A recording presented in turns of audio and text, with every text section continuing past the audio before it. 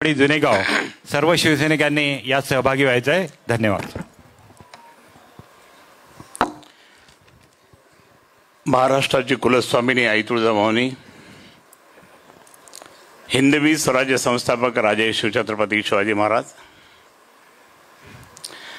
तुम्हा आम्हा सर्वांचे हिंदू हृदय सम्राट माझे आद्य दैवत शिवसेना प्रमुख मान्य बाळासाहेब ठाकरे यांना मानवंदना भावपूर्ण आदरांजली वाहून कोट्यावधी शिवसैनिकांच्या कैलासवासी सभापती विनाताई ठाकरे यांना सुद्धा आदरांजली वाहून ज्यांच्यामुळे या ठिकाणी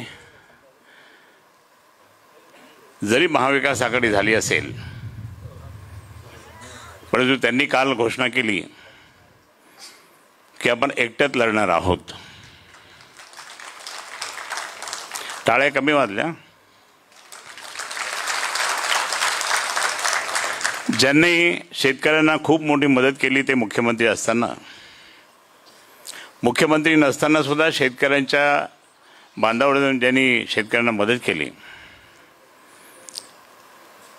ज्यांनी करोनामधून आपल्या सर्वांना वाचवलं, मला सुद्धा वाचवलं, जे आज एकाकी लढत आहे ते एकाकी लढत असताना सुद्धा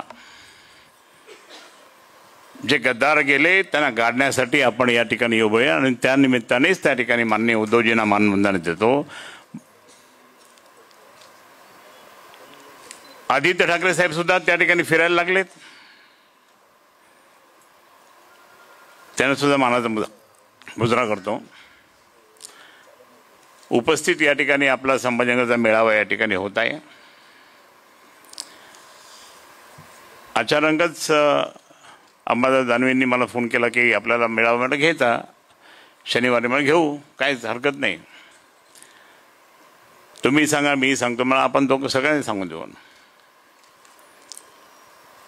म्हणून आज या ठिकाणी उपस्थित सर्व मान्यवर पदाधिकारी आहे. काही पदाधिकारी विचारून गेलेले आहेत, ते पण मी सांगेल मुद्दाम, नाही तर ते वर्तमानपत्रात नाव येईल की हे आले नाही ते नाही आले. सन्माननीय विरोधी पक्षनेते अंबादासजी दानवे, त्याचप्रमाणे या ठिकाणी उपस्थित जितकेही उमेदवार होते, तर पहिले राजूचं नाव घेतो मी. राजू तुझं नाव घेतो आधी. त्याचप्रमाणे डॉक्टर दिनेश परदेशी, हे खरं म्हणजे ते खूप चांगले लढले. आपण मुसलमानांना नाव ठेवतो परंतु हे भाजपवाले ते चुपचाप मतं घेतात, त्यावेळेस चालतं त्यांना. परंतु आर एम वाणी साहेबांच्या कृपेने त्या ठिकाणी वैजापूरमध्ये आम्हाला मला अनेक वेळेस मुस्लिम मतं मिळाले. आज डॉक्टरांना सुद्धा खूप मतं मिळाले, त्यांनी मिळून दिले. सुरेश बनकरजी आलेच नाही, ते मला वाटतं मग मी काही इथं काही जास्त बोलत नाही. काही बोललं की ते वर्तमानपत्रात छापून येईल, मी बोलत नाही. त्या माणसाला त्या ठिकाणी सर्वांनी सपोर्ट केला, पण तिथे घात झाला, तो हिरवासा परत निवडून आला. तसं या ठिकाणी मी दत्ता गोडवेला पण सांगेन, माझं पिच त्या ठिकाणी जे आहे शिवाजी महाराजांच्या बाजूचं जे नेहमी भाषण व्हायचं, मला तिथे भाषण करायचं होतं, काही दौरे करायचे होते, पण तू एक कुठेतरी बिझी होता, त्याच्यामुळे तुझ्या कोणत्याही कार्यकर्त्याने मला सुद्धा, मी फक्त जाऊन आलो तिथे, सांगितलं, हे तारीख दिली, तरी त्या ठिकाणी आले नाही. आणि मग परत म्हणायचं की तुम्ही आमच्याकडे लक्षच दिलं नाही. तिथे सुद्धा असं झालं, सिल्लोडला, इव्हन कन्नडलाही असंच झालं. अरे आमची काही ताकद आहे. मी जवळपास 6 वेळेस लोकसभा लढलो, 2 वेळेस मी आमदार लढलो, 1 वेळेस मी पालकमंत्री होतो, त्यावेळेस सगळीकडे फिरायचो. परंतु लोकसभेत तर त्या ठिकाणी 2 वेळेस मी पैठणचाही खासदार होतो ना. आणि इतकं असताना सिल्लोडचं नव्हतं फक्त, पण सिल्लोडला मी अनेक वेळेस गेलो, अनेक वेळेस मदत केली. आणि त्या चौहट्ट्यावर त्या ठिकाणी मी भाषण करायचं रस्त्यावर, हिरवा साप म्हणून. अंबादास सुद्धा माझ्याबरोबर 2-3 वेळेस होता. मुसलमान लोक ऐकायचे, भाषण संपल्यावर मला कुछ गलत ते नहीं बना, बराबर बोलते साहब, हम बोल नहीं सकते लेकिन आप बोले बराबर. ते सुद्धा मला काही लोकांनी तिथे होऊ दिलं नाही. असे मिळाले होते काही लोक, मग तुम्हाला मी राग मानू नका. काही लोक असे मिळाले होते की त्यांच्याशी बोलायचे, ते त्यांच्याशी बोलायचे, ते अरे कसले काय बोलायचं. आज तुम्हाला माहिती आहे की शिवसेना प्रमुख माननीय बाळासाहेब ठाकरे यांनी शिवसेना जी सुरू केली, सुभाष पाटील साहेबांना अकोला जेलमधून घेऊन जाऊन त्या ठिकाणी आम्ही साहेबांकडे डायरेक्ट गेलो. साहेबांनी आशीर्वाद दिला, त्या काम जोरात करा. दंगली झाल्या. दंगलीमध्ये त्या ठिकाणी अशोक बावस्कर माझ्यासोबत होते लॉकअपमध्ये. सर्वप्रथम लॉकअपमध्ये मी आणि अशोक बावस्कर मी गेलो. हडसूल जेलमध्ये गेलो. बऱ्याच वेळेस त्या ठिकाणी नंतर झालेच केसेस भरपूर, अजूनही खूप केसेस आहे. हिंदुत्वासाठी त्या ठिकाणी केस महत्त्वाची आहे. ती म्हणजे कोण, 2 केसेस आहे महत्त्वाच्या. त्या एक ती सिंधी मुलगी, तिला एका मुसलमानाने हे केलं होतं, ती केस अजूनही चालू आहे. हिंदुत्वासाठीच केलं ना आम्ही. हेच नाही तर त्या ठिकाणी जे काही मंदिरं पाडण्यात आले होते, अधिकाऱ्यांना चांगला त्या ठिकाणी समाचार घेऊन चोप देऊन सुद्धा त्या ठिकाणी मोठ्या प्रमाणात थांबवलं मी सगळं. ते महाराष्ट्रात मंदिरं थांबले. हिंदूंचे मंदिरं पाडण्याचं जे काही षडयंत्र काही लोकांनी केलं होतं ते सुद्धा महाराष्ट्रात थांबलं, फक्त आपल्या या बजाजनगरच्या कर्त्यामुळे. आपण हिंदुत्व नाही केला. तो एक दिवशी भागवत कराड भेटला, तुम्ही हिंदुत्व सोडला, हातात हात घेऊन. म्हटलं हे काय रे बाबा, हे आहे का तुझ्या गळ्यात दाखवू रुद्राक्ष माळ वगैरे, तुझ्या हातात काय आहे, तुम्ही कसले हिंदुत्ववादी म्हणतात. पण अजिबात त्या ठिकाणी हिंदुत्ववादी भूमिकाच नव्हती यांची. आज मला या ठिकाणी सांगा, काल माननीय शिवसेना प्रमुखांच्या पक्षप्रमुखांबरोबर अनेक वेळेस बसलो. आपल्या कार्यकर्त्यांनी मला सांगितलं, साहेब तुम्ही आम्हाला साहेबांची भेट घालून द्या. म्हटलं ठीक आहे. साहेबांना सांगितलं, साहेब तुम्ही एक ताबडतोब सांगा, बोलून घ्या. कारण काही लोकांना नाराजी वगैरे कोणी इकडे तिकडं. अंबादास बोललं ते मला खूप पटलं ते, की फक्त 10 लाखासाठी 20 लाखासाठी तुम्ही तुमचं इमान विकलं, तिकडे तरफडले. आणि तिकडे तरफडून काय फायदा झाला. कोणी 1 कोटीचं काम घेतलं, 50 लाखाचं काम घेतलं. आता पैसे बंद झाले. दादानी पैसे बंद केले, त्या अंबादास यांनी बंद करून टाकले. अंबादास दानवेंनी पण बंद केलं. ते विरोधी पक्ष नेता आहे ना. आणि आता तर जुंपली चांगली. मी येताना या ठिकाणी मी विचार करतो, राजूभाई त्यांनी सांगितलं, मी राजूभाऊ काही येऊ लागले लोक, येऊ लागले म्हणून आज मी या ठिकाणी सर्वांचं कौतुक करेल. औलवारताई आहेत, सुनीता देवताई आहेत, दातारताई, त्यांच्या सगळ्या भगिनी या ठिकाणी आहेत. राजू वैद्य आहेत, सुधा मामा सोनवणे आहेत, आमचे जुने मित्र सहकारी. अनेक वेळेस आम्ही एकत्रपणे किती फिरलो. मोटरसायकलवर फिरलो आपण, शाखा ओपन केल्या. सायकलवर गेलो आपण, शाखा ओपन केल्या. परवा एका ठिकाणी मी कुठे गेलो होतो, त्याने सांगितलं, साहेब तुम्ही इथे आले होते शाखा ओपन करायला स्कूटरवर. हे काम आम्ही सुरुवातीला केलं ना. मग सुरुवातीला केलं ते मी एकही सांगतो, मी एकही दिवस कुठे बाहेर गेलो नाही. ठीक आहे, मी नोकरी करत होतो. मी त्याच्यानंतर मग आमदार झाल्यानंतर नोकरी सोडून दिली आणि नंतर मग मात्र मी माझ्या पद्धतीने त्या ठिकाणी काम करायला लागलो. पण एकही दिवस मी इकडे तिकडे गेलो नाही. खूप अडचणी आल्या. पक्ष चालवला. पक्षासाठी वाटेल तसं पूर्णपणे मी अर्पण केलं. नगरपालिकेच्या निवडणुका असतील, महापालिकेच्या असतील, जिल्हा परिषद, पंचायत समिती, तिथे जाऊन उमेदवाराला पैसे दिलेले आहे. हे मी दिले. पक्ष काय देत असतो का? नाही. पक्ष काय, शिवसेना पक्ष काय खूप मोठा आहे का की पैशाचा? नाही. आहे ताकद खूप, पण पैसे विसते नाही. आणि तरी पण त्या ठिकाणी आपले अनेक वेळेस, ज्यावेळेस महानगरपालिका इथे निवडणूक लागली होती 1988ला, त्या 88ला त्या ठिकाणी आमदार नव्हता, खासदार नव्हता आपला शिवसेनेचा. मी आता ज्या बैठका घेतल्या त्या बैठकीमध्ये तेच सांगितलं, आमदार नव्हता, खासदार नव्हता त्यावेळेस, पण आपण त्या ठिकाणी महानगरपालिकेमुळे पुढे आलो. आज सुद्धा माझ्या सगळे हात जोडून मला विनंती, जितके एकनिष्ठ शिवसैनिक या ठिकाणी बसलेले आहेत, जे कोणी घरात असतील, इकडे असतील, एकनिष्ठ आमच्या भगिनी या ठिकाणी बसल्या असतील, एकनिष्ठ युवा त्यांचे कार्यकर्ते बसले असतील, त्यांना हात जोडून विनंती करतो, अरे आता खरोखर आपले दिवस येणार आहे. अंबादास बोलला ते बरोबर, खरोखर आपले दिवस येणार आहे. हे काल सुद्धा उद्धव साहेबांनी आम्हाला पटवून सांगितलं. आणि इतकं असताना सुद्धा त्या ठिकाणी मला सांगितलं. आज कोलीताई नाही आल्या, कारण कोलीताई जे आहे तर ते आपल्या शिवसेनेच्या पहिल्या महापौर आहे, शिवसेना पक्षाच्या पहिल्या महापौर आहे.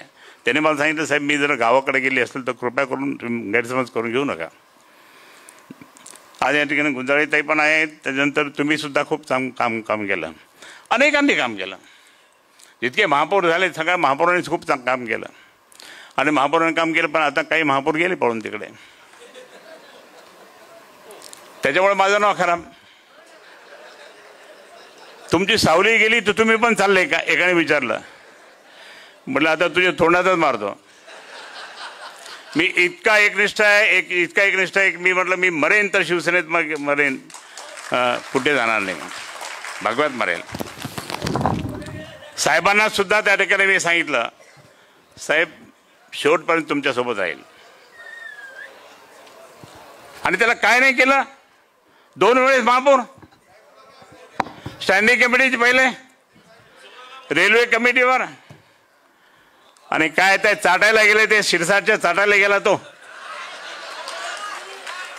आता तिथे जाऊन बसेल. हे जरा मध्ये बोलू नका तुम्ही, आता बोलू नका. तुमच्या मनातलं जे मी सांगणार आहे, मग राग आला तर कोणाला हरकत नाही, मी बोलणार तुमच्या मनातलंच. म्हणजे त्यानं काय नाही केलं. आता हळूहळू मला लोक म्हणाले, साहेब तुम्हाला नाम पे तो इसने ये मकान लिया, ये खेती लिया, ये फलाना किया. मला काय झालं. नाही काहीच नाही. मी हे झालो साहेब, मला जावं लागेल. कुठे जावं लागेल.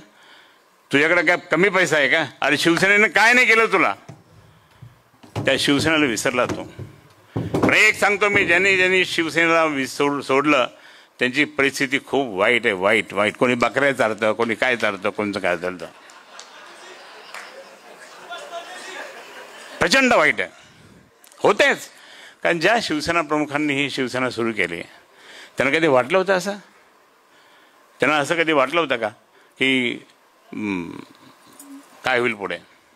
पण आज त्यांनी माझ्यासारख्या काय सर्वसामान्य कार्यकर्त्यांना मोठे केलं. इथे सांगितलं बरोबर, याच्या आधी सांगितलं की कोण काय होतं, कसं झालं. काय प्रेम दिलं बाळासाहेब. काल महापौर बंगल्यात गेलो होतो आम्ही मुंबईच्या. मला विचारलं काय. म्हटलं इथे साहेबांनी आमच्या बऱ्याच मिटिंग घेतल्या. पाटील साहेब तुम्हाला आठवत असेल की आपण चंद्रकांत पाटोळे महापौर असताना काय आपलं कुरकुर झाली होती, तिथे साहेबांनी सर्वांना बोलवलं, रागावले. नंतर पाठीवर हात पेक केला, डोक्यावर. आता आगाऊपणा करायचं नाही. हे चंद्रकांत यांना जेव घाल. म्हणजे कोणते पाटोळा महापौर होते हे मी सांगितलं त्यांना. म्हणजे साहेबांचा किती जीव होता. त्या साहेबांवर, त्या साहेबांच्या चिरंजीवावर तुम्ही त्या ठिकाणी असा आक्षेप करता. अरे साहेब नसताना 2 वेळेस त्या ठिकाणी तिकीट दिलंय. स्वतः मुख्यमंत्री व्हायचं नव्हतं किंवा स्वतः मंत्रीपद न घेता एकही खातं त्यांनी घेतलं पण नाही, यांना दिले. आणि त्यांनी काय चोऱ्या केल्या. कुठून आला पैसा. अरे कधी ना कधी तर मी सांगतो, एकनाथ शिंदेचा हा या ठिकाणी जो पैशाचा उधळ मानकेश्वर, कुठून आले रे बाबा पैसे. तो रिक्षाला चालवतो, रिक्षा. कुठून आले पैसे. तुम्ही एखाद्या वेळेस एखाद्या कुठं काही असेल तर त्या ठिकाणी, आता आमच्या म्हणजे आमचे मित्र, दोघांचे मित्र, डॉक्टरांचे आमचे मित्र, म्हणजे आमचे आम्हाला फक्त सपोर्ट करतात म्हणून त्या ठिकाणी संचेती साहेब, त्याच्या ईडीची धाड पडली. काही नसताना मग आता या ठिकाणी यांच्यावर काही ईडीची धाड पडणार नाही का. इन्क्वायरी होती, इन्क्वायरी सुरू झालेल्या आहे. कुठून ती इमारत बांधली, कुठून ते हॉटेल झाली, लोन कसं क्लिअर झालं, कहाचे पैसे लाय, हे आता सर्व सुरुवात होणार, सोडणार नाही. तुम्हाला या ठिकाणी मी स्पष्ट सांगतो की हा जितके पण गेले ना, त्यांना आकला नाही, बुद्धी नाही. त्या नंदूला तर साल्याला काही बुद्धीच नाही भाडव्याला. अरे ते लक्षात ठेवा तुम्ही. काय मी त्याला पटवून सांगितलं, तुला जे कोणी म्हणताना तुला मी सांगतो की हा एकनाथ शिंदे काही दिवसानंतर आउट होणार, 6 महिन्याच्या आत सरकार पडणार, हे मी सांगितलं होतं. 6 महिन्याच्या सरकार पडेल.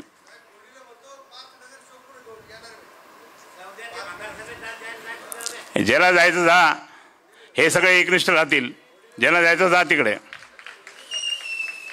त्याला मी सांगणार आहे, तू जर आता आमच्या कोणाला हे एक लालूच दाखवली ना, मग मी एक पाय तुझा खराब झालेला, दुसरा पाय काय करतो. साहेबांनी मला फोन करून विचारलं, त्याचा पाय बरा आहे का. साहेब तुमच्यामुळे पाय बरा. तुम्ही त्या हॉस्पिटलला फोन केला, त्या डॉक्टरांनी चांगला केला आणि त्याचा पाय बरा झाला. त्याचा पायबरा झाला आणि तो आता आपल्याकडेच गेला.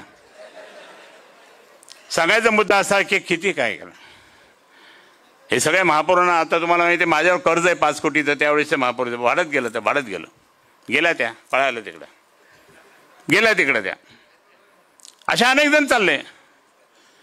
अरे तुम्हाला काय कमी केलं का? मी प्रत्येकाला सांगा मी काय काय मदत केलेली आहे. कोणाच्या मुलीच्या लग्नाला केली मदत, कोणाच्या शाळेमध्ये केली, कोणाला काय नाही केलं सांगा. मी काय नाही केलं. माझ्यावर जर काही आक्षेप असेल ते सांगा तुम्ही. आज अंबादास दानवे आम्ही दोघं जण त्या ठिकाणी एक तर जे काही काम करायचो तिथे ह्याच लोकांनी जे आता फुटून गेलेले जे आमदार झाले ना सर बदमाश, त्यांनीच आम्हाला विरोध केला.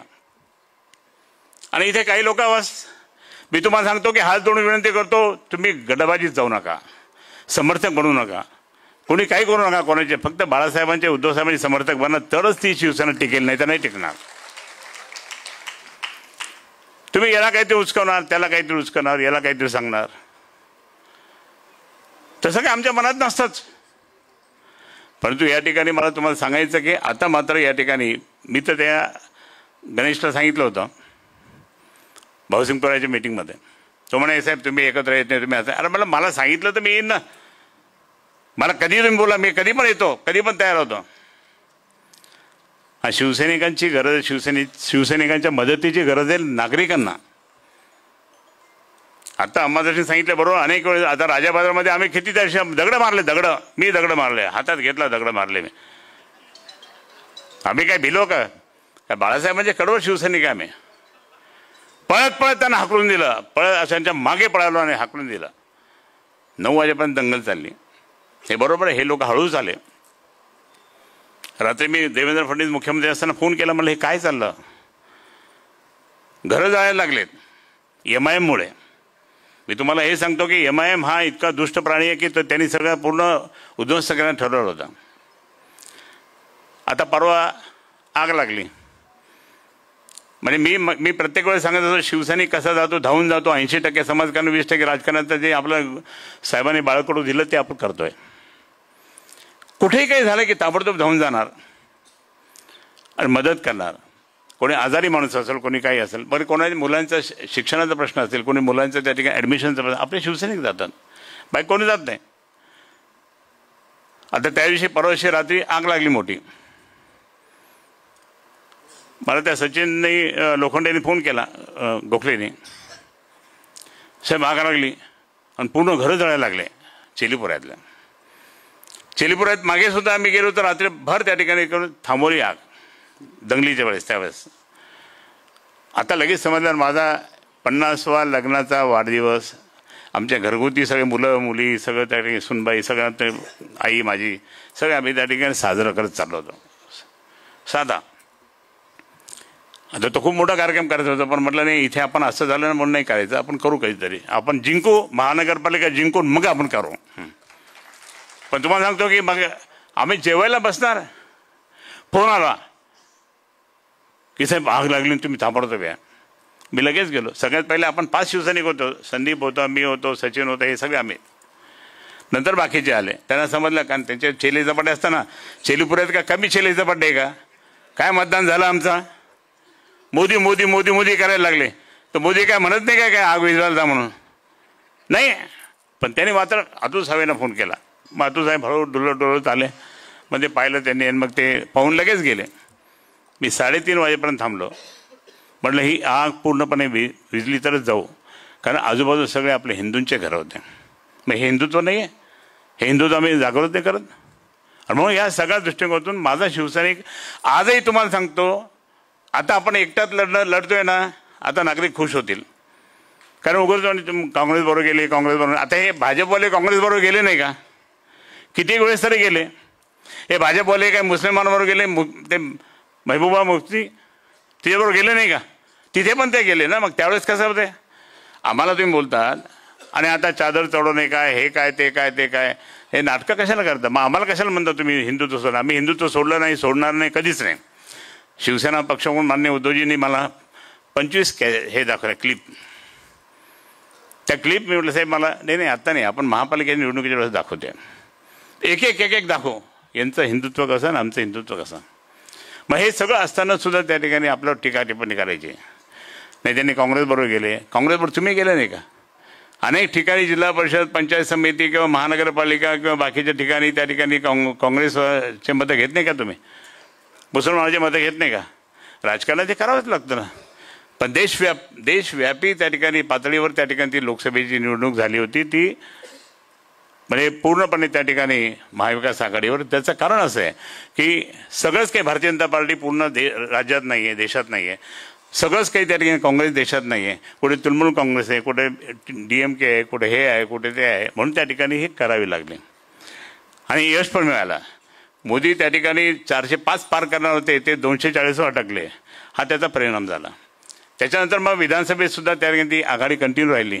पण विधानसभेत म्हणजे खरं म्हणजे त्यावेळेस आता रोज चालू TV वर पाहिलं असेल तुम्ही, तो असं बोलतो, तो तसं बोलतो. परंतु त्या ठिकाणी सुद्धा आपल्याला विधानसभेमध्ये लोकसभेमध्ये आपल्या इथे काँग्रेसने कुठं काम केलं? विधानसभेमध्ये सुद्धा काँग्रेसने कुठं काम केलं? आणि मग हे असं असताना त्या ठिकाणी तुम्हाला सांगतो की काही म्हणजे न काम करणारे लोक निवडून आले. तुमचा त्या ठिकाणचा गंगापूरचा आमदार पैसे देतो आणि येतो, पैसे देतो आणि येतो, एकदाही काम करत नाही. आग लागली तर येईल का तो? वीज गेली की येईल का तो? पोल्युशनमध्ये गेले येईल का तो? तरी लोक कसे मूर्ख सारखं वागतात. दिले मतदान त्याला, काय गरज पडली? अरे पैशाने तुम्ही त्या ठिकाणी जनाधार त्या ठिकाणी तुम्ही विकत घेता आणि नंतर मग लोकांची सेवा करत नाही. हे लोकप्रतिनिधीचा कायदा नाही आहे. लोकप्रतिनिधींनी त्या ठिकाणी काल स्वतः एका संतांनी सांगितलं की म्हणे आपण जनसेवा हीच ईश्वर सेवा, बाकीचं काही नाही, जनसेवा करा ती ईश्वर सेवा आहे. हे त्यांनी सांगितलं, ते त्यांचेच आहे. परंतु काही जरी असलं तरी मी या ठिकाणी तुम्हाला सांगतो, अंबादास दानवे यांनी त्या ठिकाणी आपलं सगळं सांगितलं, आपण काय काय केलं. सिपेट ही योजना आहे. सिपेट प्लॅस्टिक इंडस्ट्रीची त्या ठिकाणी ट्रेनिंग सेंटर आहे. त्या प्लॅस्टिक इंडस्ट्री ट्रेनिंग सेंटरमध्ये त्या ठिकाणी मला आमच्या एका उद्योगपती मित्रांनी सांगितलं, हो तिथे आपल्या इथं तुमचा प्रश्न आला सिपेटचा. हो हो आला. अरे मग हे अजून माहिती घ्या सांगा. मी माहिती घेतली तर त्या कमिटीवरच मी होतो. त्या कमिटीवर असताना रामविलास पासवानला सांगितलं की सिपेट हमारे संभाजीनगर में होना चाहिए. अरे बोले अभी ताबड़तोब जाओ CM के पास, नहीं तो बारामती में जाने वाला है बोले. मग मी त्या ठिकाणी इमिजिएटली रात्री त्या ठिकाणी CM कडे गेलो. म्हणजे आपले विलासराव देशमुख साहेब, आपल्या मराठवाड्यातलं ही सिपेट तिकडे चालली, मग जाऊ द्यायचे का? अरे कसं काय, पत्र द्या. लगेच पत्र. रात्री 3 वाजता मी तिथे पोहोचलो. सकाळी 5 वाजता त्यांच्या हातात दिलं आणि सिपेट आपल्याकडे आलं. हे कोणाला माहिती आहे का सिपेट इंडस्ट्री? हे जे शिंबडे लोक म्हणतात काय केलं खरे साहेबांनी, येऊन पाहिलं काय केलं तर. अंबादास दानवे यांनी त्या ठिकाणी हा एक प्रश्न राहून गेला त्यांचा. आणि दुसरा प्रश्न अजून राहिला DMIC, Delhi Mumbai industry corridor कोणामुळे झाले? आज तुमच्या जमिनीला व्हॅल्यू किती आली? ही व्हॅल्यू आली फक्त त्या ठिकाणी दिल्ली मुंबई इंडस्ट्री कॉरिडॉर आले मिळाले. बिडकिन आणि शेंद्रा. स्वतः त्या ठिकाणी मी प्रधानमंत्र्यांकडे गेलो होतो. त्यावेळेसच्या मंत्री त्यावेळेस निर्मला सीतारामन जे होत्या, त्यांना सांगितलं हे होणं चाहिए. आणि त्या काँग्रेसच्या राज्यात त्या ठिकाणी मी ती योजना करून घेतली. मी विरोधी पक्षाचा खासदार, तरी त्याने मला काय नाही म्हटले नाही. आणि ती योजना आणली. आज दिल्ली मुंबई इंडस्ट्री कॉरिडॉरमध्ये इंडस्ट्री वाढल्या का नाही? आता टोयोटो येते, बाकीचे सगळ्या इंडस्ट्री. हे त्याचं मूळ म्हणजे शिवसेना आहे. मी तर एक पाईक आहे शिवसेनेचं, माझं कर्तव्य आहे. पण ते शिवसेना आहे. हे कसे विसरले तुम्ही? मग हे जर असं असेल तर आम्ही त्या ठिकाणी काय करत नाही, फक्त जाऊन तिथे उद्घाटन करायचे हे करणार. तुम्हाला अजून सांगतो, मी देवेंद्र फडणवीस यांना मी सांगितलं होतं, म्हटलं मी आता खासदार म्हणून त्या ठिकाणी मी हा प्रश्न मांडला. पण आता तुम्हाला मी एक सांगतो, किया मोटर ही जी आहे, ही किया मोटर जी इथे आली तर डायरेक्टली 10,000 एम्प्लॉयमेंट क्रिएट होतील इथे. तुम्ही तो प्रयत्न करा. तो कसा प्रयत्न करा? तुम्हाला तिथे जावं लागेल. चंद्रबाबू नायडू त्या ठिकाणी जाऊन बसायचा. आपल्या इकडे इन्फ्रास्ट्रक्चर सगळं आहे, पण ते इन्फ्रास्ट्रक्चर सोडून दिलं आणि त्या ठिकाणी ते चंद्रबाबू नायडूंनी ते घेतलं. पण तिथे आता ते अडचणी जरी आली तरी यांना पाहिजे होतं बुट्टीबोरी, आणि बुट्टीबोरीने त्या ठिकाणी कारखाना करणं. सांगायचा मुद्दा असा की हे सगळ्या गोष्टी त्या ठिकाणी किती अभ्यास पूर्ण केले पाहिजे. आता अभ्यास पूर्ण यांनी ह्या लोकांनी जे गेले त्यांनी विचार केला पाहिजे की तुमचं काही दिवसांतर काय होणार आहे. आम्ही तर तुम्हाला घेणार नाहीच, स्पष्ट सांगतो, आम्ही घेणार नाही, कोणालाच घेणार नाही. टाळ्या वाजवा ना यार. घ्यायचं का त्यांना परत? हां, मला काल एकाने मला सांगितलं की ऐक तू म्हणे साहेब याला घेऊन टाका. तो बाळूच्या विरोधात उभं राहिल्यानंतर माझ्यासमोर फॉर्म भरतो, मी त्याला घेणार? हे पक्षाचे इथिक्स असतात. मी पक्षाचा माणूस आहे, पक्ष वाढवण्याचं काम करतो, शिवसेना नेता म्हणून मी काम करतो. मी असं कधी नाही करणार. आणि म्हणून हे असं अशा लोकांना त्या ठिकाणी काय, म्हणून मी थोडंसं मी आमच्या यांना पण थोडंसं बोललो, म्हणलं कशाला तुम्ही त्या सत्तारच्या ह्याच्यात गेले. सत्तारच्या कार्यक्रमात तो मित्र म्हटलं तर काय झालं, मित्र म्हणून त्या घरी जाऊन दे, कार्यक्रमाला कशाला जायचं. आपले काही इथिक्स असतात पक्षाचे, ते पक्ष इथिक्स म्हणजे लोक काय म्हणतात, हां ते हे गेले ते गेले, मग आम्ही काय गेलं तर काय वाईट. आता कधी कोण कोण तिथे जातं, इकडे जातं, तिकडे जातं, आपल्या इथले मला माहीत आहे. आणि म्हणून मी ते मग कधी कधी बोलून घेतो. मग मला खैरेसाहेब रागवतात, खैरेसाहेब रागवतात म्हणजे कशाला रागवतो, मी मोठा आहे ना, तुमचा मोठा भाऊ आहे ना, रागवतो म्हणजे तुम्ही पक्षाचं शिस्त बाळगायचं सोडून देताना काहीतरी करता. महानगरपालिकेचे प्रभाग होणार आहेत. आता प्रभाग होत असतील तर त्या ठिकाणी आपल्याला खूप काळजी घ्यावी लागेल. आता कोणी म्हणतं 3चा होईल, कोणती 4चा होईल, ह्या सरकारच्या मनात काय असेल ते होईल. आपल्याला आता सिंगलच पाहिजे होतं, पण ठीक आहे, आता सिंगल नसेल तर आता 4चा होणार. तर 4चा म्हणजे 40,000 मतदारांकडे जावं लागेल. मी आपल्या जे इच्छुक उमेदवार त्यांना मी सांगेन, तुम्ही 40 उमेदवार जे आहेत 40 मतदारांकडे जाणार असेल तर तुम्ही कशाला काळजी करता, होईल ना सगळं. येऊन जाऊन ते पैसे देतात. अरे त्या माणसाने पैसे कुठून आणले याचा शोध घ्या ना. काही दिवसानंतर कळेल ते यांनी पैसे कुठून आणले, काय होतं यांच्याकडे. कधी ना कधी तरी इन्क्वायरी होईल ना त्यांची. 2-4-5 वर्षांनी काय होत नाही, होईल इन्क्वायरी. आणि मग हे तुम्ही त्यांनी हे केलं म्हणून तुम्ही तिकडे करता, हे सगळं चुकीचं आहे. आपल्याला जनता आशीर्वाद देणार आहे. नगरसेवक म्हटलं किंवा जिल्हा परिषद मेंबर म्हटलं तर त्या ठिकाणी जनतेला हे पाहिजे की आपण या ठिकाणी आपल्याला मतदान कोणाला करायचं, हा कार्यकर्ता शिवसेनेचा आहे, ओरिजिनल बाळासाहेबांचा आहे, उद्धव साहेबांनी नेतृत्वात काम करतो, हा काम करेल, हा विश्वास त्यांना आहे.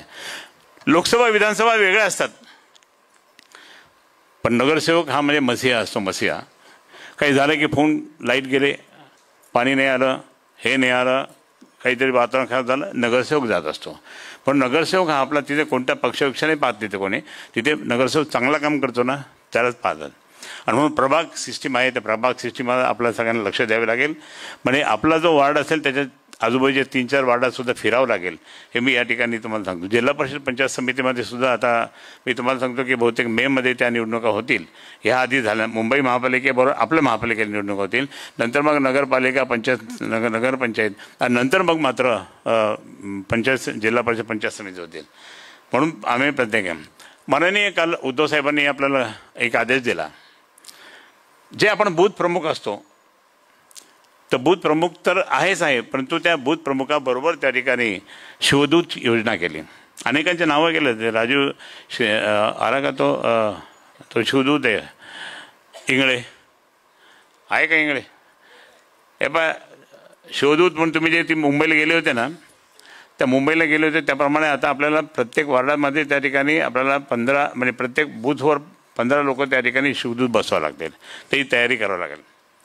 आणि म्हणून तुम्हाला या ठिकाणी सांगतो की आता 23 जानेवारीला माननीय शिवसेना प्रमुखाचा वाढदिवस आहे, जयंती आहे. आपण ते खूप मोठ्या उत्साहाने साजरी करणार. कदाचित अंबादास इथे थांबतील, पण मी त्या ठिकाणी आम्हाला मुंबईला जावं लागेल. मुंबईला खूप मोठा मेळावा त्या ठिकाणी ठेवला साहेबांनी. मी सकाळी त्या ठिकाणी इथले सकाळचे कार्यक्रम करून मी लगेच त्या ठिकाणी बाय रोड जाणार. आणि नंतर मग तिकडनं आल्यानंतर तुम्हाला आत्ताच इथे मला फोन आला होता मिर्लेकरांचा, साहेबांची तारीख आपल्याला मिळते आपलं शिवसेना भवनचं उद्घाटनाची.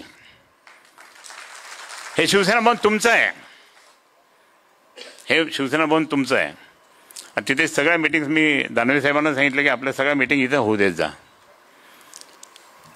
चेलपेल झाली की त्या ठिकाणी ॲटोमॅटिकली लोक पण पाहतात आणि त्यांचं काम सुरू झालं.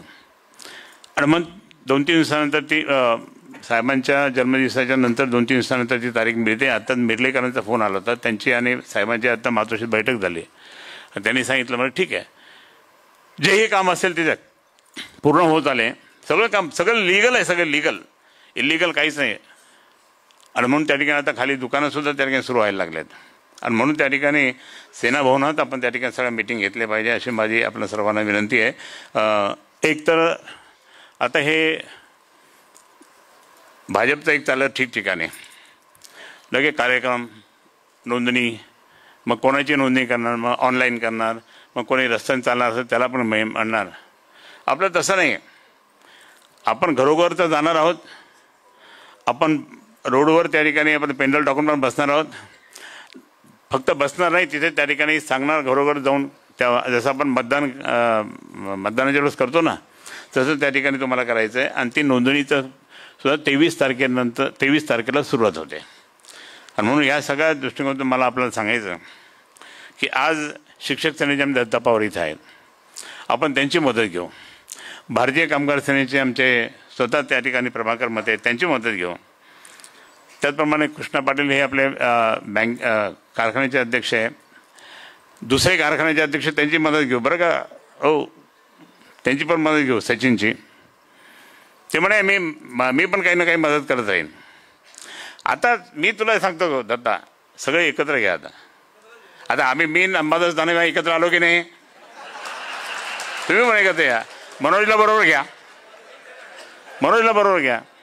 पण आज तुम्हाला मी या ठिकाणी स्पष्ट सांगतो, 1 नंबरची सीट एकनिष्ठ माणूस त्या ठिकाणी उदय भाऊ होते. आपले काही चांडाळ चौकडी तिथे त्या ठिकाणी आहे. काल ते गेले त्या शिंदे गटाबरोबर. यांना इतकं पटकून सांगत होतो मी कन्नडला किती दौरे केले. मला उदय भाऊला कसे निवडून आणायचं बाबा, एकनिष्ठ माणूस, समोर नोटा आलेल्या त्यांनी ठुकरून दिल्या. तुम्हाला काय अभिमान पाहिजे, तुम्हाला या माणसाचं कौतुक केलं पाहिजे की यांनी पैसे नाकारले. पण त्यांनी जे काही राजकारण सुरू केलं ना, ते राजकारण सुरू करण्यामुळे त्या ठिकाणी आमच्या उदय भाऊचा पराभव झाला. आणि या लोकांना कधी मी माफ तर करणार नाही, त्यांना परमेश्वर माफ नाही करणार. आणि म्हणून या ठिकाणी मला सांगायचं आपल्या सर्वांना की आपल्याला हे सगळ्या गोष्टीतून करत असताना मी या ठिकाणी तुम्हाला हात जोडून नम्र विनंती करतो, अगदी तुमच्यासमोर दंडवत करतो.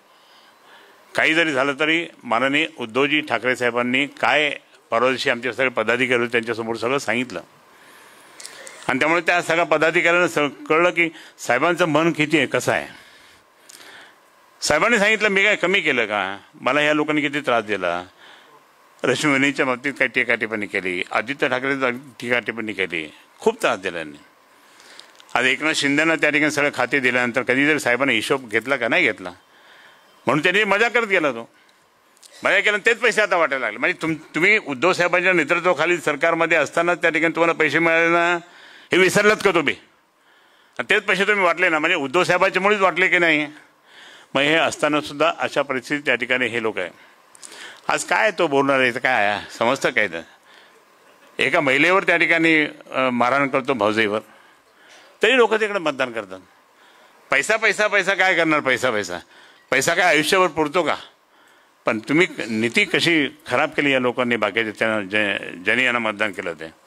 आणि म्हणून मला या ठिकाणी सांगायचं की आपल्या सर्वांना हात जोडून विनंती करतो की आपण आपल्या पद्धतीने त्या ठिकाणी महानगरपालिकेला लक्ष द्या. मी या ठिकाणी सर्व जे उमेदवार होते त्यांना हे सांगेल, तुम्ही आता काम करत राहा, कामं करा.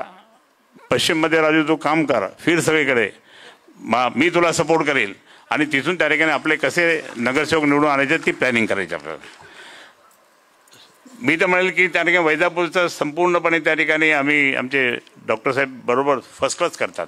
अध्यक्षच होते, अध्यक्ष आहे पण आता. पण आम्हाला काही चिंता नाही तिकडची.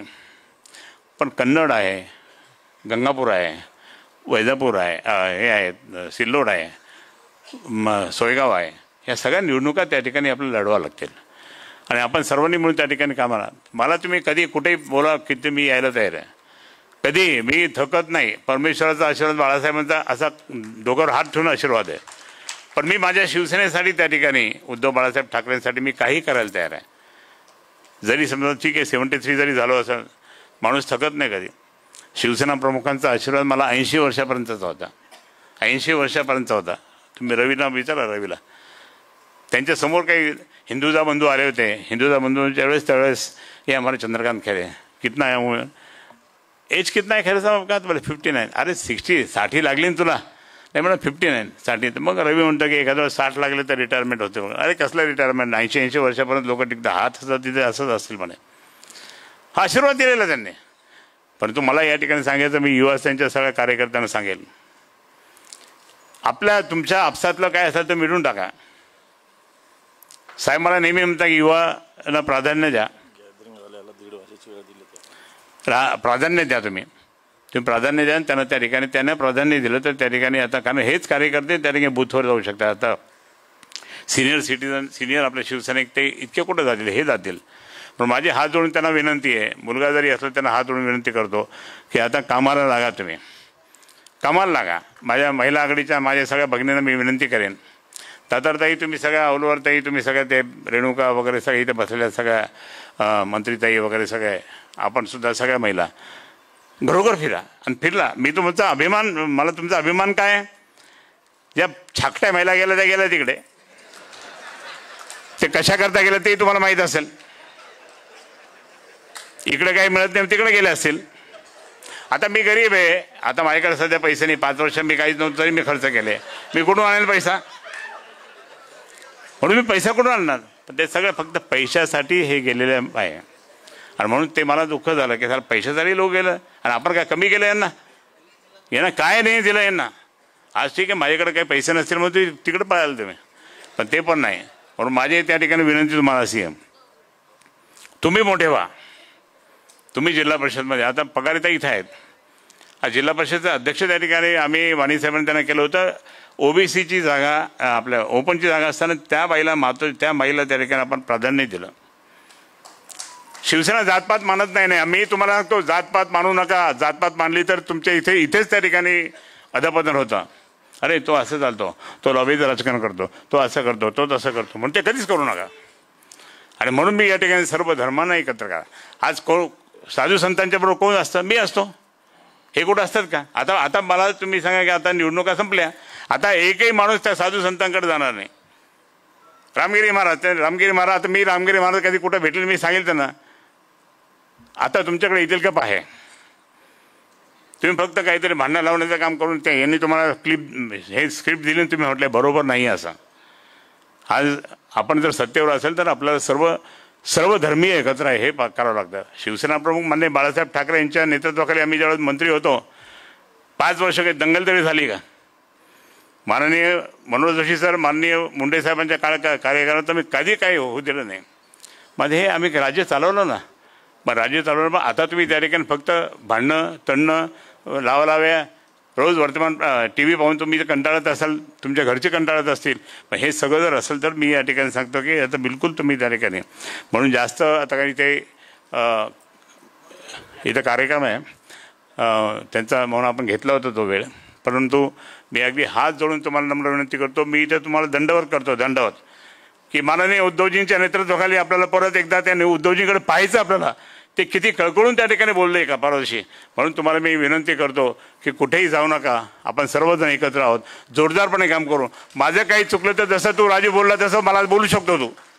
माझं काही चुकलं असेल तर कोणी पण अण्णा तुम्ही पण मला काही असं बोललं तर काय हरकत नाही. मी रागवत नाही, मी थोडंसं रागवतो राजू, पाठवून हात फिरवतो, समजून घे. म्हणून माझी विनंती अशी तुम्हाला की आपण सर्वांनी मिळून त्या ठिकाणी उद्धव साहेबांच्या नेतृत्वाखाली त्या ठिकाणी थांबा, जाऊ नका, जरा 1 मिनिट थांबा. उद्धव साहेबांनी